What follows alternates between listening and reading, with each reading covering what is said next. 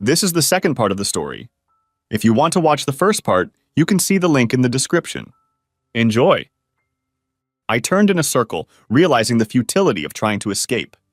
I ran my hands through my hair and kept them on my head as she approached.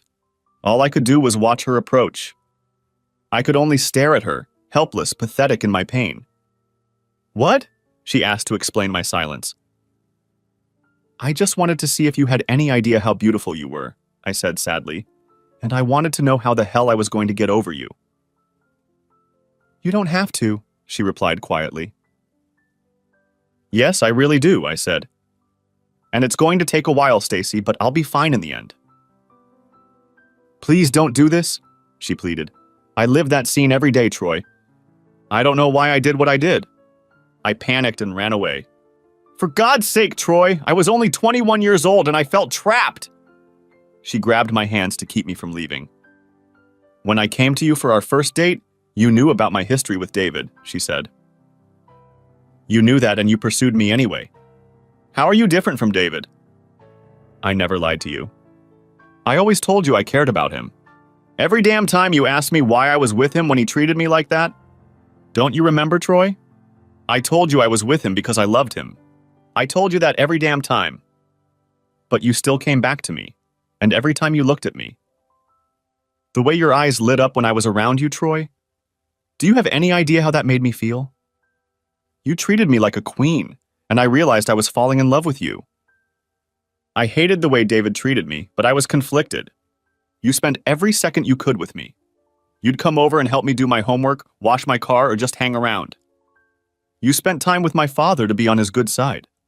I wish I had $1 for every chess game I saw you lose to him, or listened to him talk about his business. David kept cheating on me, and the next thing I knew I was cheating on him with you.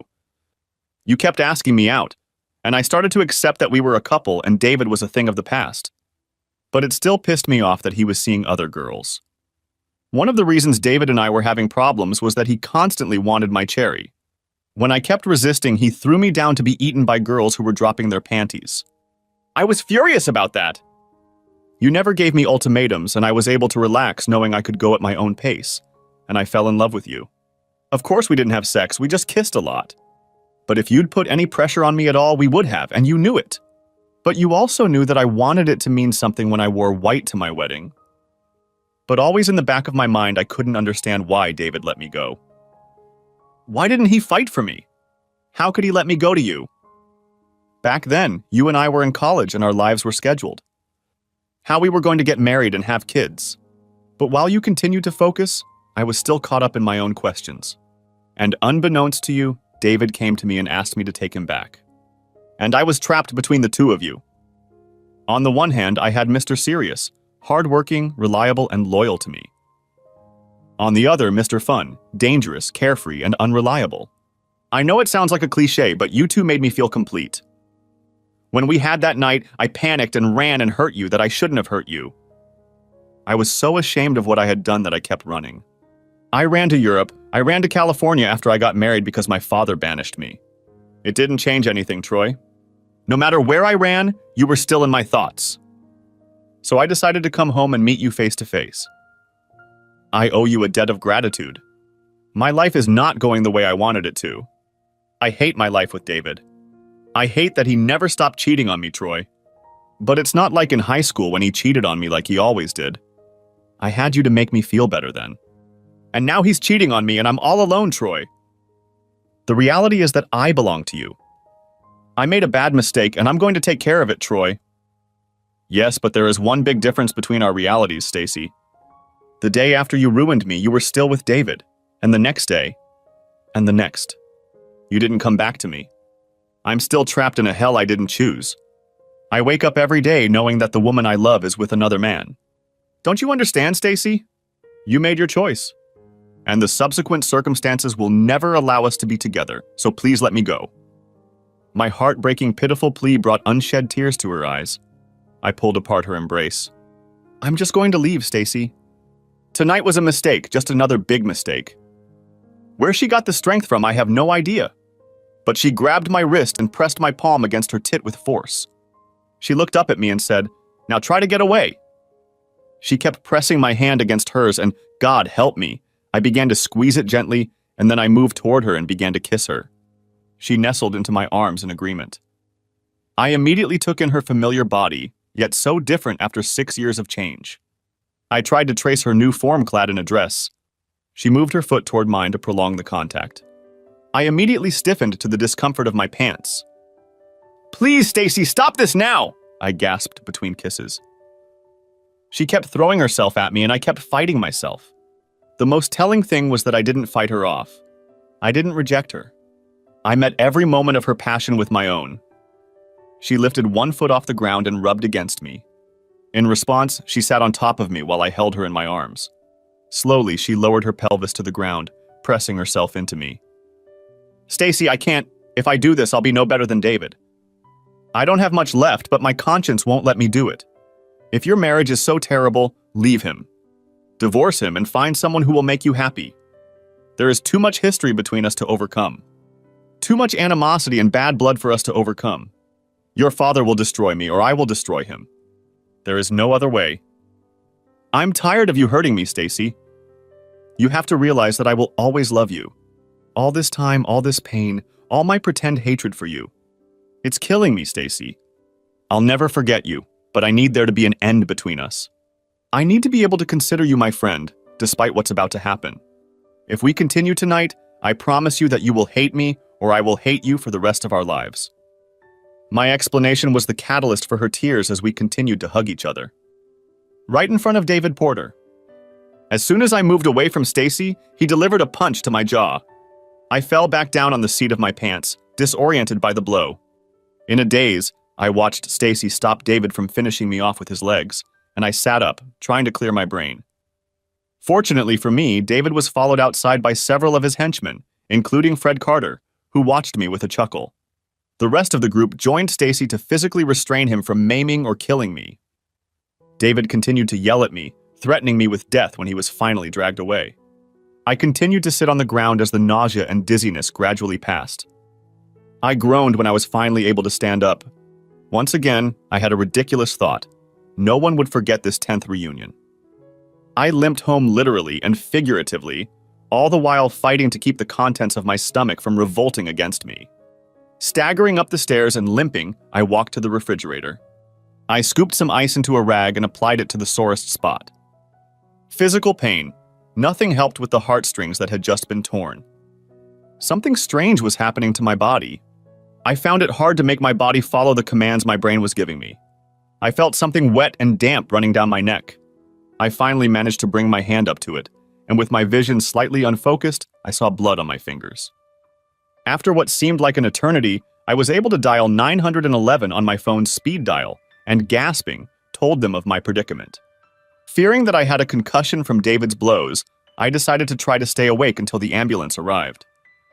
When they arrived and took me to the emergency room, I had already lost consciousness. The medical staff fussed around explaining my symptoms and how I was in this condition. I just told them that someone had a fight with me and left it at that. The consensus was that I had a concussion, aggravated by damage to my inner ear, which should go away without complications. I ended up being kept overnight to monitor my condition should it change. Early the next morning, a couple of visitors came to see me. The chief of police of Camden, along with the captain of detectives, came into my room. When I saw them, I thought they were going to interrogate me to find out who had beaten me up. So I was already mentally prepared for that scenario when they started laying out the curves. Their concern was not who I had gotten into a fight with, but how I could explain my whereabouts after the fight. Specifically, when I called 911 and whether anyone was with me before the ambulance arrived.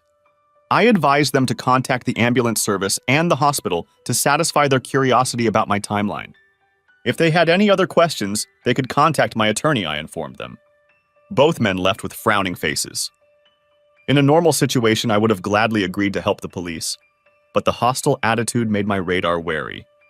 Within an hour, I found out why. News had traveled around the hospital that Stacy Porter was being cared for in the emergency room and had been assigned a bed in the intensive care unit.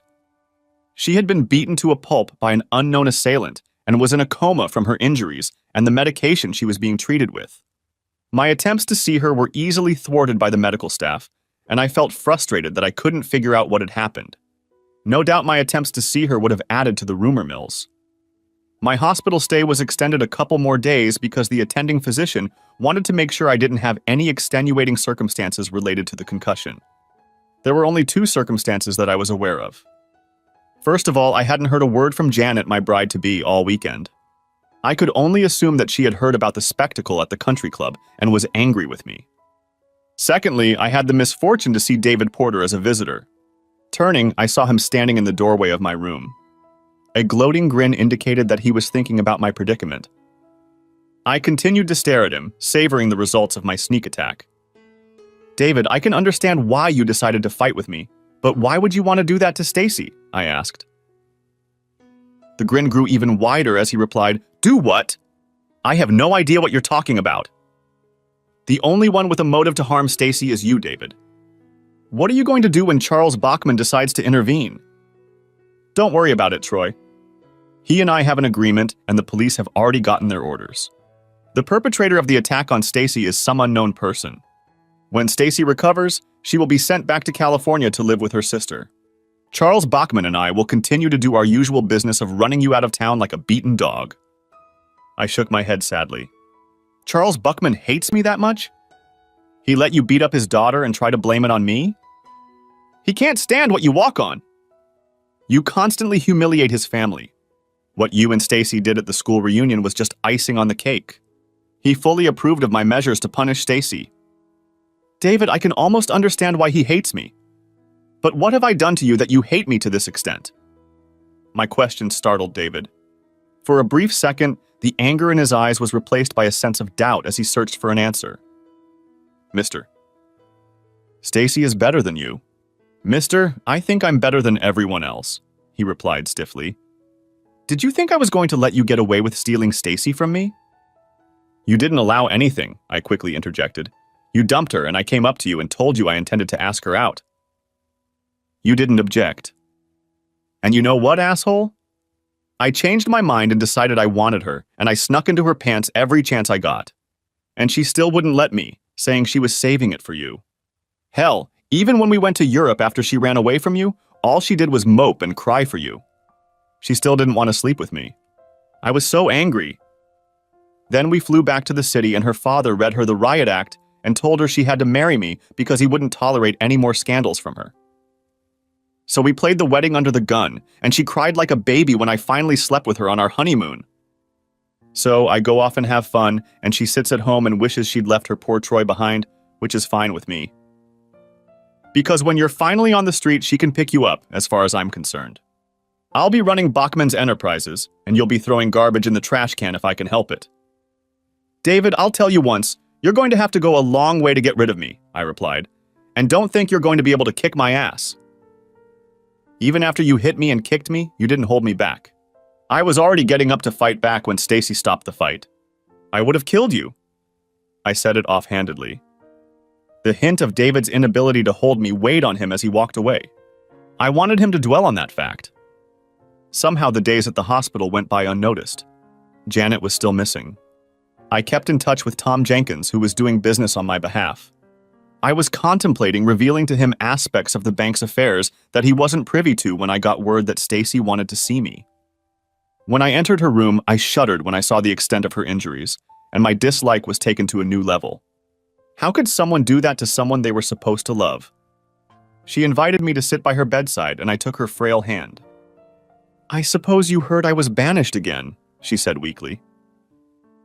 "I heard." "I'm sorry, Troy. I didn't mean for you to get hurt. I guess that's the best I can do." She started crying. "Shh, Stacy. It's not your fault. You need to get away. Get away from this because no matter how it ends, you're going to be hurt. Go to California. Start over. Find someone you can love and leave me and David and your father in the past. Don't look back," I commanded. "I have someone I love here," she insisted, squeezing my hand tightly. I took my hand away. "Will you love me if I destroy your father, Stacy?" "Because I intend to do it if I can. Can you bear the thought of being known in this town as the woman who betrayed her own father? I can't put you through that, Stacy. Remember the anecdote I told in my office?"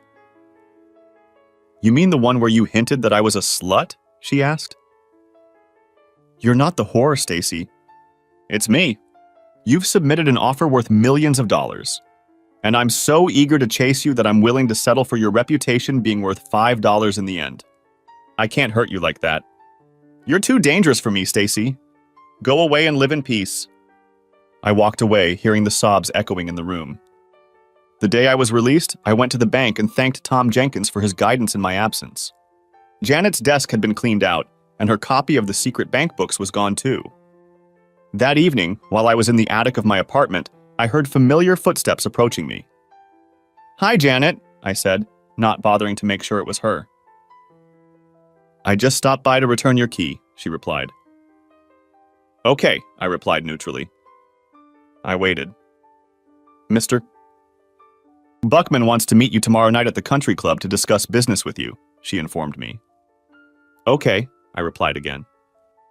She waited for me to ask the questions I should have asked. For example, how she knew Charles Bachman and why he had chosen her to be his envoy. I was not inclined to oblige her. At last she left. I pulled into the parking lot of the country club, turned off the ignition, and just sat in my car. I paid no attention to the few passers-by who approached my car as they entered or exited the building.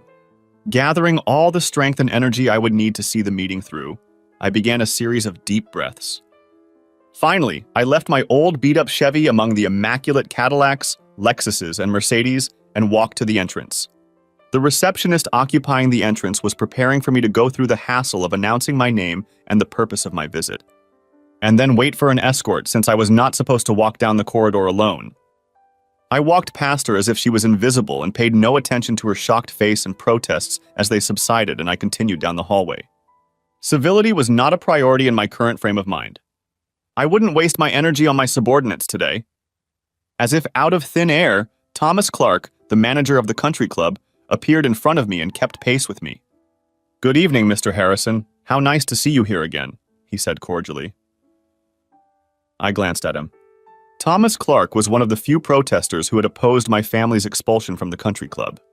It was because of his talent for keeping an eye on the country club that he hadn't lost his job during the general unrest when Charles Bachman waged war against my family. Good evening, Mr. Clark. It's good to see you too. Despite my intentions, I felt it my duty to express my appreciation for his efforts. He nodded, and my companion and I continued down the corridor without a word. Mr. Bachman has reserved an office for your meeting today, he reminded me. We approached the office, and he seemed to want to say something else to me. I slowed down to give him that opportunity. With a concerned expression on his face, he began, Mr. Harry, Troy, if there's anything I can do for you after tonight. I was touched by his generosity. Thank you, Thomas. That means a lot to me, I assured him, and we walked into the office. The atmosphere of the country club office reflected old-school male domination in the best possible way. It wasn't that women were forbidden to be in the room. It was just that, due to history and heritage, they were not allowed to occupy it. In the large room, hunting trophies of various wild animals hung on the walls. On the walls hung photographs of various expeditions.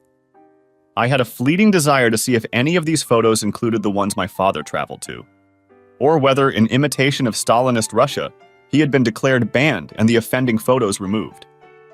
The faint aroma of expensive cigars competed with the hickory and oak logs blazing in the huge stone fireplace. Light and shadows danced on the soft leather armchairs and sofas. The gleam of polished mahogany furniture, several of which were topped with Waterford crystal decanters filled with various whiskeys or liqueurs waiting to be consumed. Shelves littered with rare first editions of literary masterpieces, many autographed by the authors. In the corner stood a large globe, testifying to its antiquity, with unexplored parts of the world, names of forgotten countries, and shifting boundaries. And in the very center of the room, confidently dominating his universe, stood my nemesis, Charles Bachman. His son-in-law, my former friend David Porter, hovered nearby, serving as a companion. He stared at me, hesitant to attack. He stared at his father-in-law, desperately waiting for the signal to destroy me. I watched the enormous figure of Charles Bachman, remembering how he had bullied me years ago when I was courting Stacy. All the little derogatory remarks and jokes I'd endured while studying the chessboard during one of the games he'd insisted on playing while I waited for Stacy to get ready for her date. the inevitable gloating as he captured my king and pronounced, "Checkmate," signifying another of my defeats. "Troy Evans Williams," he said, as if giving me a death sentence. "It's been a long time since I've seen you." "Not long enough, Mr. Buckman," I replied. "You wanted to meet me, Mr. Buckman. So tell me why I'm here so I can leave here and go home." "Why don't we get a drink, Troy?" He called up the country club manager and asked him to go to the storage room and bring back a decanter of Remy Martin Louis Estate rare cask that the manager was storing for him. "I'm impressed, Mr. Bachman. How much does a bottle cost now?" "Last time I bought one of them, Troy, and it cost me about $25,000. "If I remember correctly, Mr. Bachman, the only time you raise a toast is when you make a business deal." "That's right, Troy. I made a very big business deal, and I feel like celebrating. Do you mind if I ask what you bought?" "Not at all, Troy," he commented, taking the decanter from the manager. Thomas Clark left the room while Charles Bachman poured healthy portions into 3 decanters of brandy and held one out to me. "I've just bought out the Camden Bank and Trust." He looked at me with his soulless eyes, waiting for my reaction. "Strange, I don't remember agreeing to sell it," I said calmly. David followed, picked up a 3rd decanter of brandy, and gave me a look of pure schadenfreude. "You're going to have to sell, Troy. On Monday, the state bank auditor will audit your bank. Copies of the real ledgers you've been hiding from everyone will be presented for inspection. After they compare them to the fake books you've been fooling everyone with, the investigation will begin. And then it's just a matter of following the trail, Troy," he explained cheerfully. "How did you find out about the books?" I asked. "Troy, I've always been 2 steps ahead of you," he chuckled, shaking the decanter of brandy to warm the drink. "I know about everything you do. I hate to see that you haven't paid attention to any of the business lessons I taught you so long ago. I know about the ridiculous files you keep on me, my daughter Stacy and my son-in-law David in your desk drawer. I know about all your business dealings, Troy." He paused to light a smuggled Cuban Cohiba cigar. I continued to wait patiently. "All of your business deals," he emphasized, blowing a ring of smoke. "Including the Soren oil deal you worked on. And as I said, I have access to copies of your books, Troy. It's going to make interesting reading across the country when this story comes out." "However, there is an alternative solution," Charles Bachman suggested. "If you turn the bank over to me, the actual books will never be reported. There will be no investigation, and you can walk away rather than spend the rest of your life in state prison on embezzlement charges." "Why would you want to acquire a failing bank, Mr. Bachman?" "You buy it and you'll have to service the accumulated debts," I asked, puzzled as to the reason. "Just call me sentimental, Troy. I'm thinking back to when you and Stacy were growing up. How you used to come over and play with her. Even when I thought you were going to be my son-in-law instead of David. I'm doing this for old time's sake. You're not tarnishing your mother and father's name. They wouldn't approve of their only child becoming a criminal." "As far as I'm concerned, you killed my parents, Mr. Bachman," I interjected angrily. "You tried to destroy me and my bank. And after everything you've done to me and my family, you're going to blackmail me into giving you the bank. And what happens to my customers when they can't make their car or house payments?" An irritated Charles Bachman replied, "The same thing will happen to my clients who fail will happen to everyone else. I'll foreclose on them. I'm in the business of making money, boy. If I told you once, I've told you 1,000 times. In nature, the big ones eat the little ones. That's a lesson neither you nor your father ever understood." "I can manage without you, Mr. Bachman. I have a deal ready to go involving Soren's oil reserves. Once the deal is signed, all my financial worries will be over. The money goes back to the bank and no one will ever know. Even if you denounce me, you'll have no way to prove it." Charles Bachman and David Porter laughed in my face.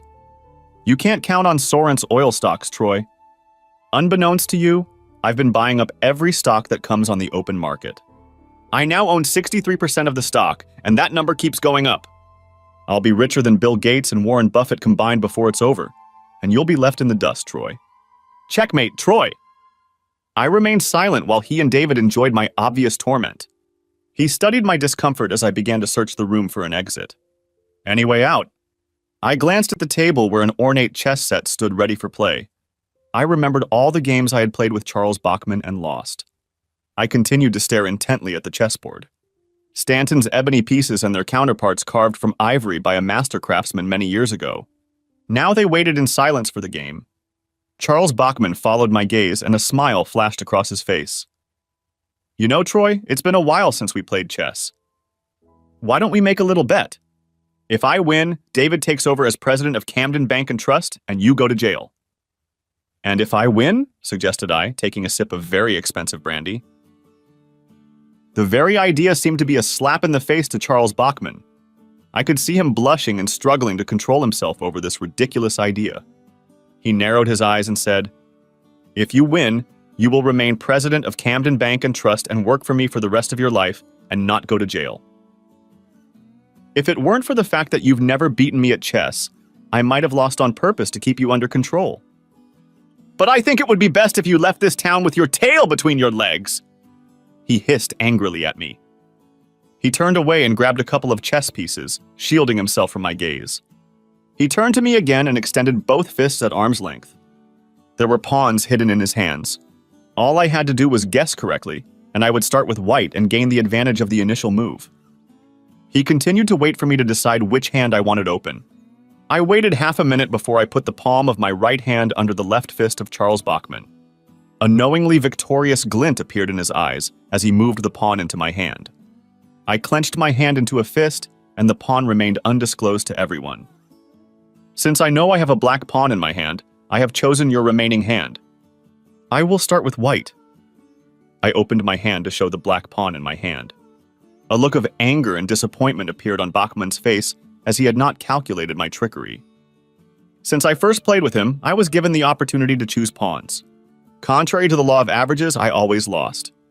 It was only after I had lost heart that I dared to wonder how he had achieved such success. With sleight of hand, he always fielded a choice of 2 black pawns. Even in such a trifle as a game of chess, he sought to gain an advantage. We took our places at the table. Only culture and civilization separated the gladiators from bloodshed. David moved and stood next to his father-in-law, as befitted a loyal vassal. I made an initial pawn move. He immediately responded with a knight move. This assured me that his tendency to rely on his knights in the opening remained, despite the fact that I had not played with him for 6 years. I made a move with the queenside bishop. He brought out his other knight. This confirmed that he intended to outplay his knights. 3 moves later, my knight landed on the queenside bishop pawn. Got it, I announced quietly. He looked puzzled at his predicament. My knight was ready to take either his king or queen's rook next move. Usually the counter move is for the queen to take the threatening knight. In this game, it would not help him. My bishop was ready to take his queen in response to the attack. Another common counterplay was the king move and sacrifice the queenside rook. Here it could not be. Bachman played his usual hard game, protecting the king and depriving him of the possibility of maneuver. He was trapped into accepting the sacrifice of my knight. And yet he was looking for a way out. His eyes roved over every piece on the board. I leaned back in my chair to savor another taste of brandy. You'll have to accept my knight, Charles. This is your only game. And again he looked at me. Not only for having the audacity to capture his queen, but also for having the audacity to address him as an equal and not as my superior. I continued to wait for the inevitable. Finally, in disgust, he moved his queen and took my knight. Without hesitation, I moved my bishop and captured his queen. I held the queen piece in front of him. I just looked at the piece rubbing against the princess's ebony. Funny thing is, in the other game we're playing, you had another queen, but it still didn't help you, I commented. What are you talking about, Troy? Your queen, the spy you launched into my office, Janet Temple. Your secret agent I had to face. I watched as he belatedly tried to bring his royal bishop into action. I began to lay out the following sequence of events. It took me a while to realize who your queen was, I continued. But once I did, she was easy to neutralize.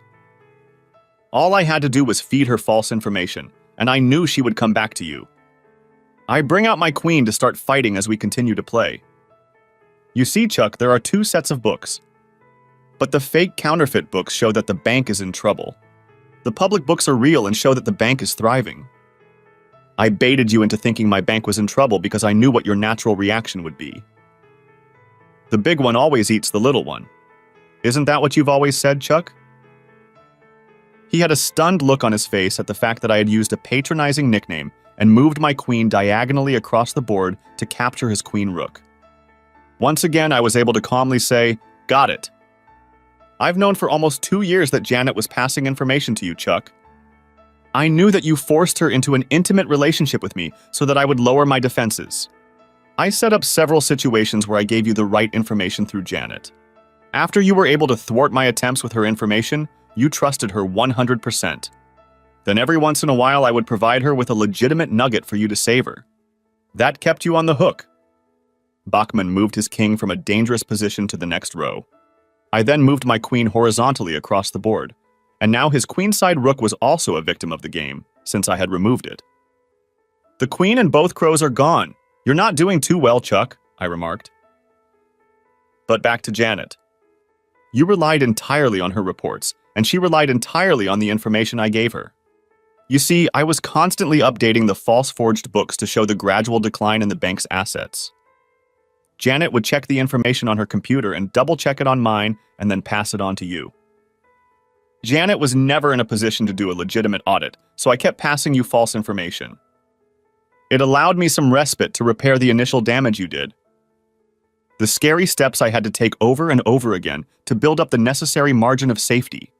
I was shelling out every dollar to slip half a point on a stock and then withdraw money from the market and lock in profits.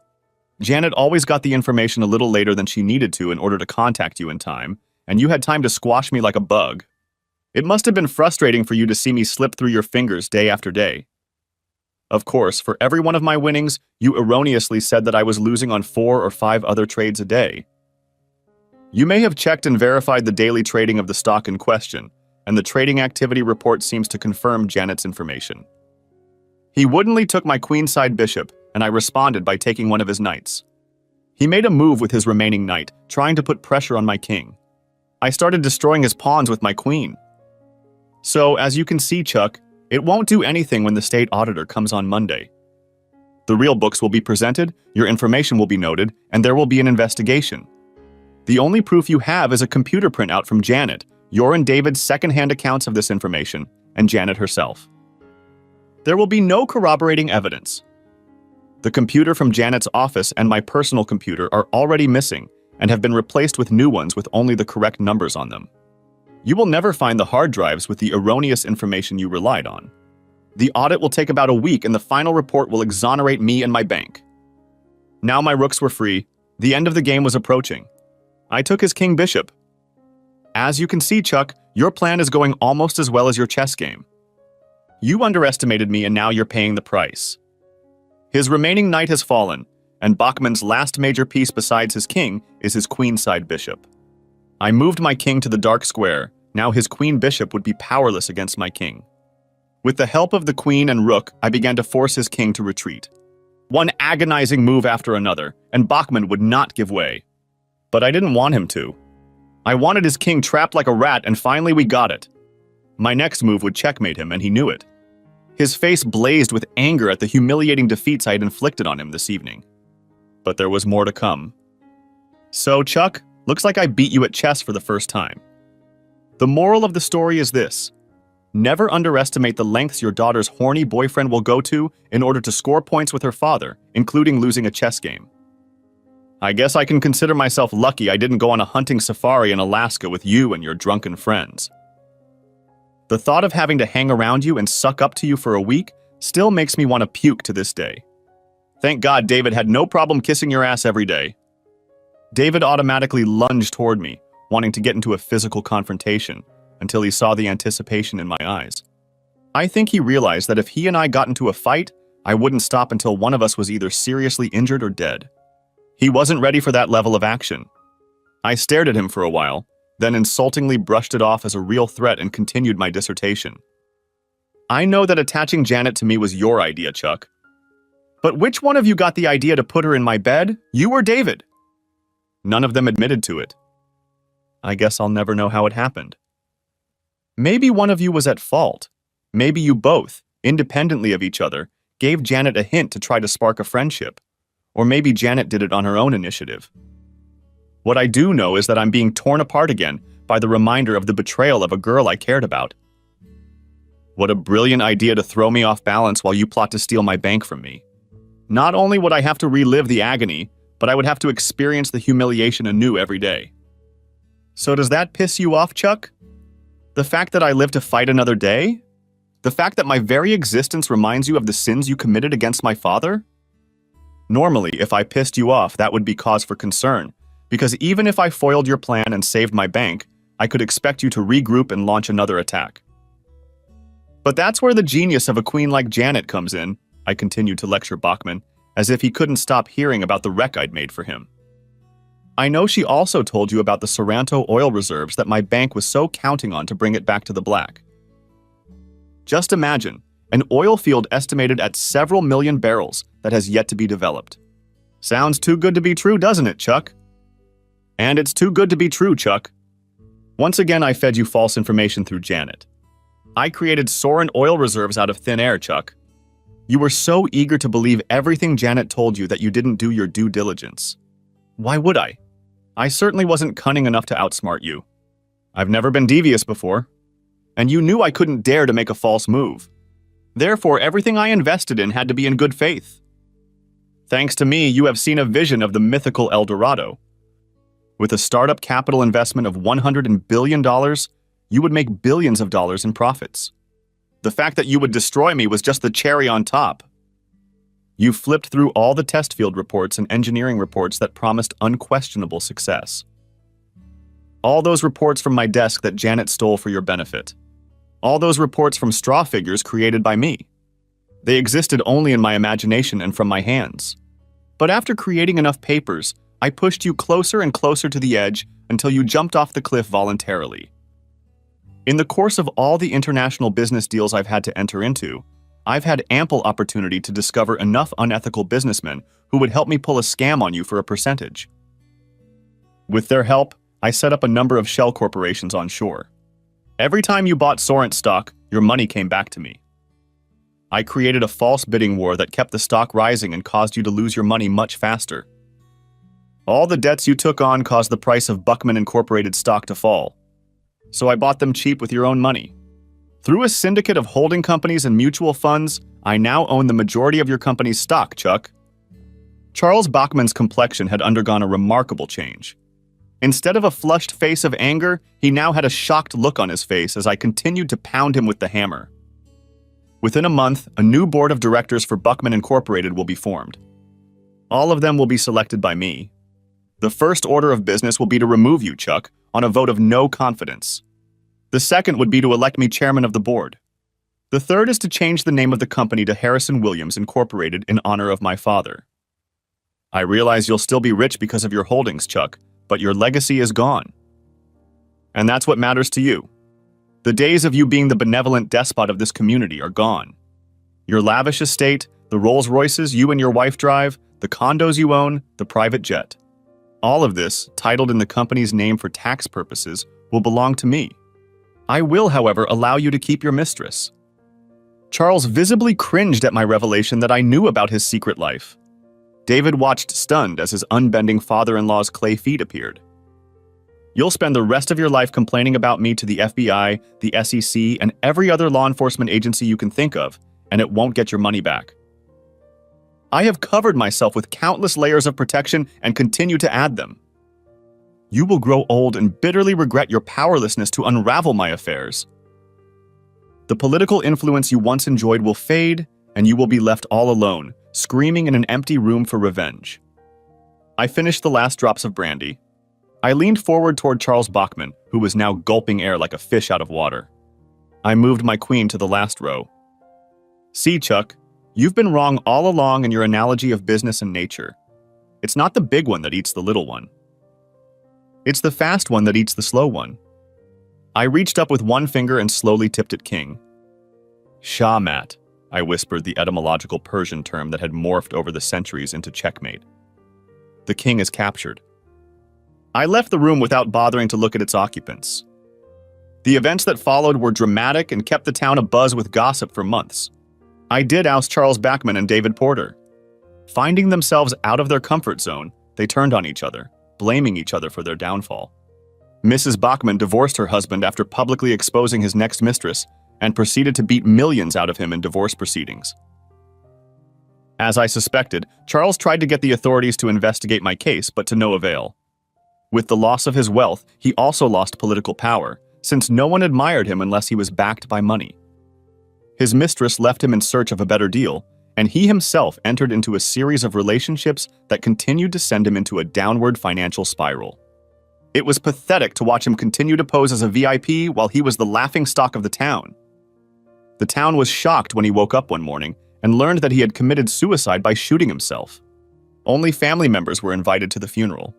Stacy and her sister flew in to attend the funeral and flew back right after it was over. She didn't try to contact me. I knew she blamed me for my father's death. However, David Porter attempted to disrupt the funeral to convince Stacy to stop the divorce proceedings she initiated while in California. After the debacle, he spoke publicly about his relationship with Janet Temple. Yes, my Janet Temple. They went to an undisclosed location. Power is an aphrodisiac, Henry Kissinger once said. I tend to agree with him. 23 months after the successful campaign against Charles Bachman, I was still the lucky recipient of the attention of many beautiful ladies. I was under no false illusions that I had somehow become more handsome, more masculine, or that my personality had undergone a much-needed makeover. No, all I represented was a potential source of endless money, security, and prestige. Was I upset about that? Not at all. I knew what the game was, and so did the ladies. We were satisfying desires for physical connections, and I was damn sure there would be no emotional connection with any of them. I made sure that any financial obligations imposed on me by my lovely ladies were minimal and transient. In my shallow world, that was enough to get by. Still, sometimes, deep into the night, I would leave my slumbering partner for the night and spend my time just watching the quiet city courtyard from my third-floor window. Still looking for someone to believe in.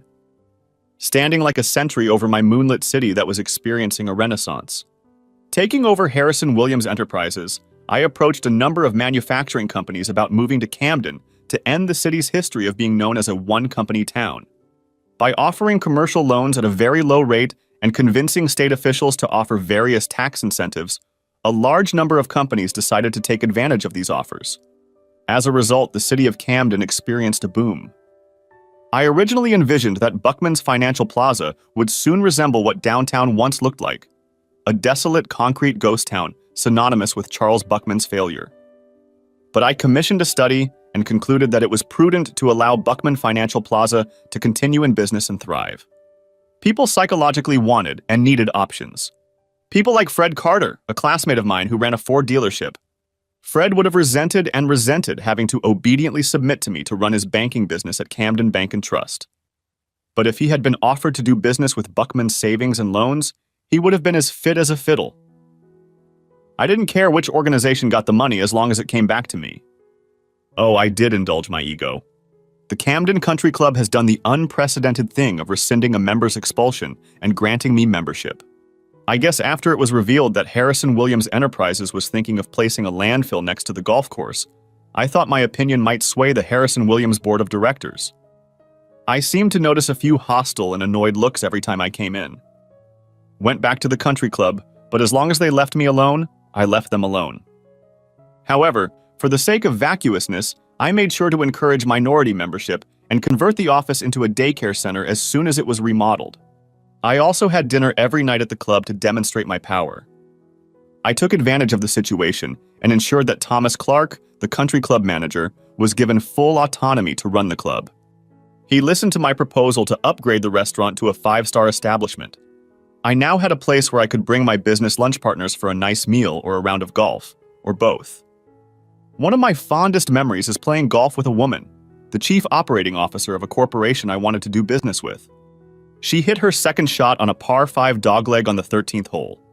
Somehow we ended up together in the thicket of the woods and found a new source of entertainment on the golf course. At least I finally got to enjoy the game of golf. I was finally able to grasp a bit of the zen of golf, albeit in a different form than expected. Hey, you enjoy your view of the hole-in-one and I'll enjoy mine. In fact, the same COO came back for another visit and, oh miracle, hit his shot right back into the same thicket, causing us to have to disappear into the woods again. We were having a leisurely dinner at the clubhouse, enjoying the risky ambiguities involved in playing golf, when Stacy showed up. To say I was confused is to say nothing. I realized that the piece of food strung on my fork had fallen off while I was holding the appliance in the air. My companion frowned, interrupting the conversation, and turned to watch a charming woman approaching our table as I put my fork down. She wasn't the only one. The entire dining room fell silent as everyone focused on Stacy. God, I hadn't seen or heard from her since she'd left 2 years ago. And now the weight of the aftermath of what had happened to her father and David was bearing down on me. I mentally prepared myself for a confrontation. I would try to deal with it as best I could. At least I owed it to her.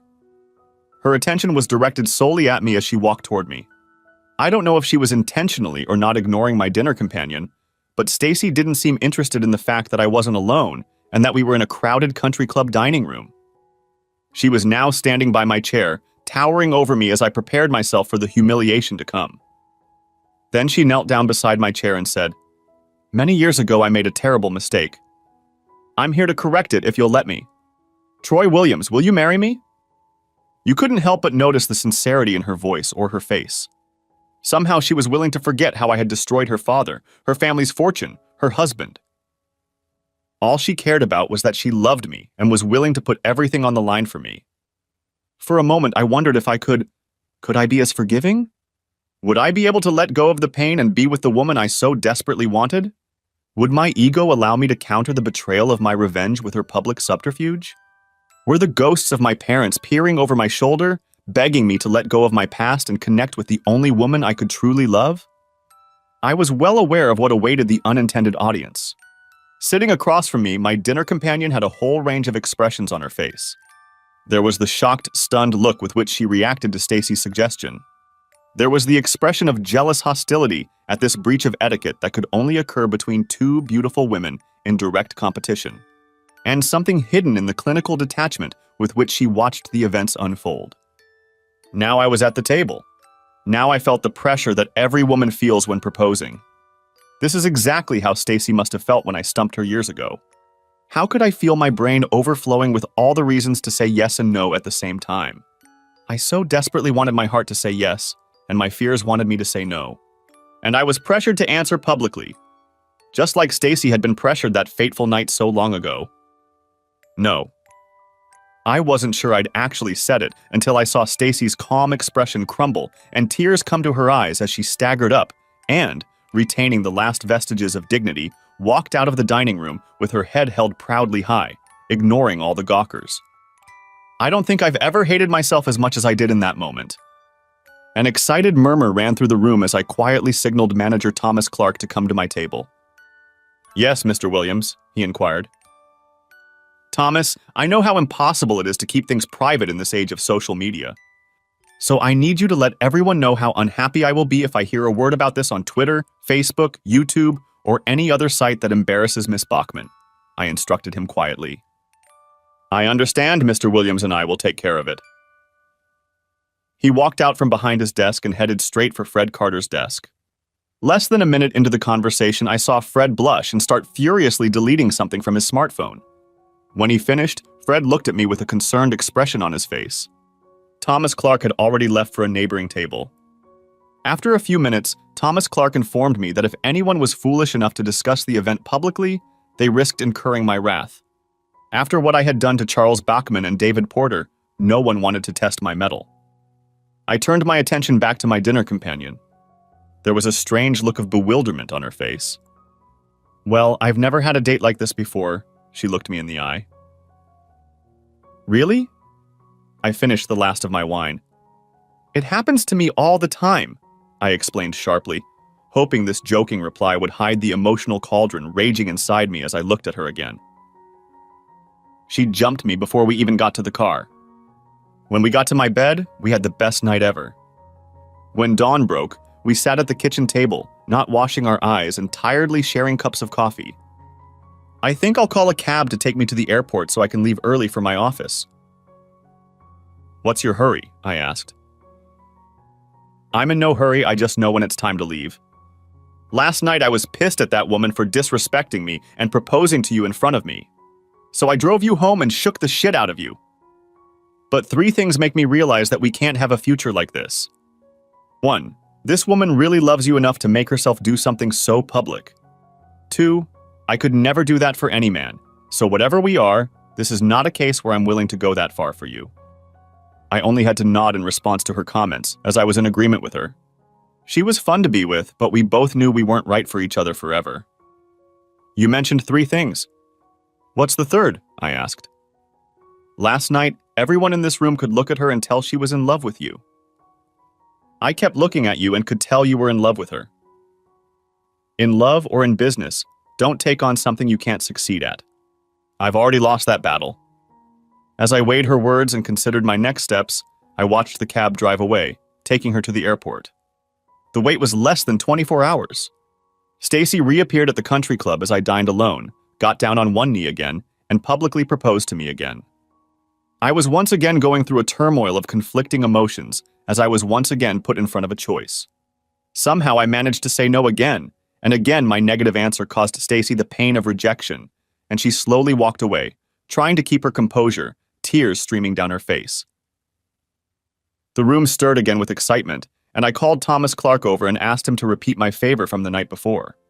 I knew it was impossible to keep people from whispering about the event, but I could still try to limit the damage to local gossip only. On the 3rd night, the dining room was crowded with people waiting for Stacy to arrive. They were not disappointed as she showed up and proposed to me again. Unlike the onlookers, Stacy was disappointed as I again refused to accept her marriage proposal. This time, Thomas Clark didn't have to instruct people not to air anything they witnessed. He automatically went into damage control mode. Stacy showed up the next night and left disappointed. And the next night again. And the next. And the next. The event continued every night. A week went by. Then a month. And Stacy continued to show up every night to propose to me. I couldn't understand how she managed to endure so much pain and rejection. But every night she showed up, hoping I would say yes, and every night she left with her heart torn apart by my rejection. Her friends begged her to stop, to save what little she had left and start over far away from our hometown. She continued to ignore them. Then a few brave men approached me and suggested that I stop eating lunch at the country club to put an end to this farce. I ignored them. Night after night it went on. One change was that I never asked him to dinner at the club again. At least I was able to keep the conflict to just the 2 of us and not expose anyone else to the spectacle. It was Friday night and I was waiting. By this time, the initial buzz from Stacy and I's little dramatic performance had turned to a lukewarm agreement with the crowd. Many had become oblivious to Stacy's hopeful comings and sad goings. She showed up right on time, remembering to dress for the occasion and not giving up hope that she could convince me to change my mind. She came up and started to kneel when I raised my hand to stop her from kneeling. Stacy, today marks 1 year since you came back and asked me to marry you. Every night I say no, but you keep coming back. How long are you going to keep this up? It was noticeable that she was excited about the change of ritual. But recovering herself, she said, Troy, I will continue to come here every night and propose to you in the hope that you will finally agree that we belong together.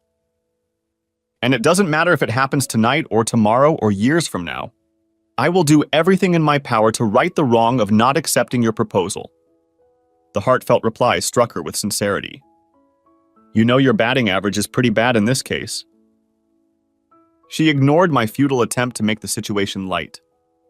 All I have to do is be right once, and then you and I can spend the rest of our lives batting 1,000. Look, Stacy, I don't have as much practice at this as you do, but maybe I can do it better. Before she realized it, I had already slid off the chair and was kneeling in front of her. My hand reached into my pocket and snatched the object. Now that everything was clear, Stacy screamed, Oh my God, 3!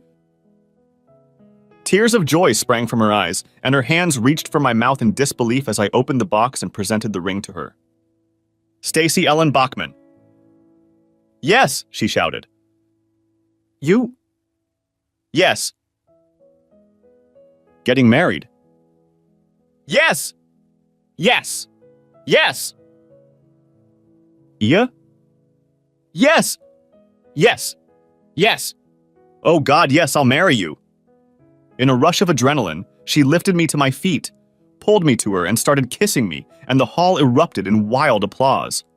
She sobbed in my ear. "Thank you, Troy. Thank you for making me so happy." Somehow, despite her holding onto me tightly, I managed to slip the ring onto her finger, which entailed another round of blazing kisses. I didn't think I could get her to unhook herself from me, but eventually her girlfriends who were present pulled her off me while they oohed and awed over the ring. And of course, they began wedding planning expeditiously.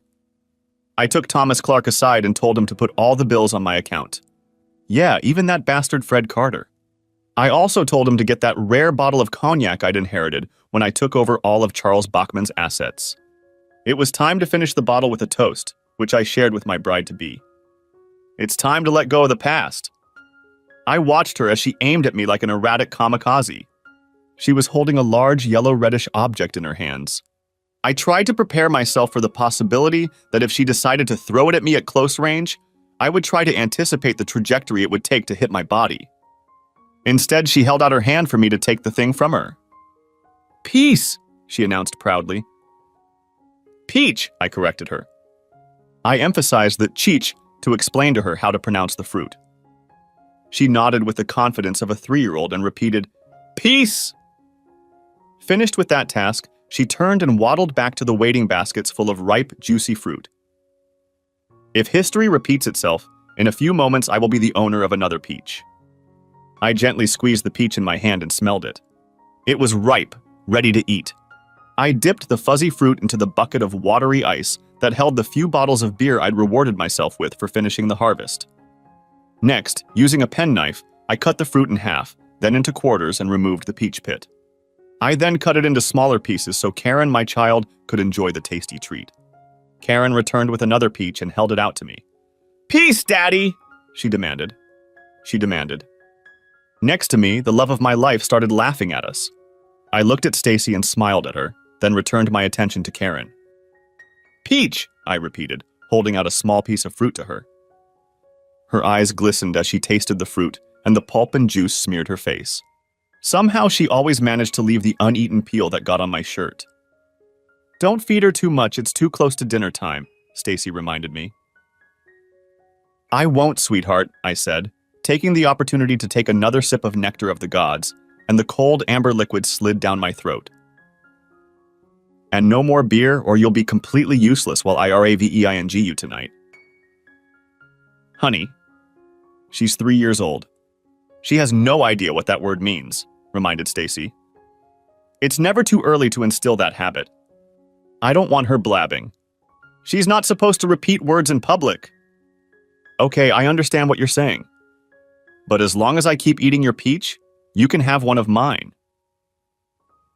I held out a peach slice to her as a mischievous grin appeared on her face.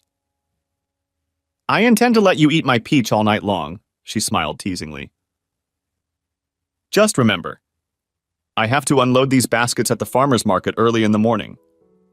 "Troy, that means we need to start early today so you'll be ready to go in the morning." I realized from the lecherous look on her face that she had plans for me for the morning as well. "But to help you, get one of those kids you hired as a helper and have him do the job for you tomorrow. I think something will come up that will require our undivided attention." I smiled back and then looked back at the lot where our residence was located. When we got married, I had agreed to stay in the bank building, but Stacy had been adamant that she wasn't going to raise her family in the bank building. I called my old family friend, Mrs. Fuller. She was past the age where she was having trouble taking care of her farm. Added to this was the fact that her daughter insisted on moving west to live with her. I ended up buying the Fuller farm and a few other parcels of land that would allow me to be fully employed as a gentleman farmer, but not overworked. All of my business ventures had good managers who kept an eye on my assets, and I continued to make sure the engine was running efficiently. Now it didn't take every waking second. Soon I was learning about crop rotation, irrigation, and pest control. Stacy was hard at work renovating our new homestead, and it wasn't long before she informed me that one of the rooms needed to be converted into a nursery. Karen came into our lives, and any doubts any of us had about our marriage were instantly dispelled. Ironically, our happiness had irritated the locals who had watched our trials and tribulations up close. They couldn't understand why I was willing to marry a girl who had rejected me. And they couldn't understand why Stacy would marry me after I rejected her. I could write an entire encyclopedia trying to convey our reasoning and feelings, or I could just say that I love her and she loves me, and we finally caught ourselves at the right time. I sleep well. I'm not haunted by the ghosts of my parents. Why should they haunt me? They only wanted what was best for me, and that eventually happened. I'm not haunted by the ghost of Charles Bachman. He can't hurt me or Stacy anymore, so it doesn't matter. Same with David Porter and Janet. The only person who can hurt me is Stacy, and deep down I know that won't happen again. The lessons we learned were painful, at a terrible cost, dearly bought and dearly cherished. The sudden epiphany I experienced as I watched Karen bring me another peach was striking in its simplicity. Karen climbed into my lap and with all the God-given innocence in her eyes looked into mine, holding out the fruit to me. "Peace, Daddy!" I kissed her. "Peace." I said yes. I hope you enjoyed it, so subscribe to my channel and watch the next video.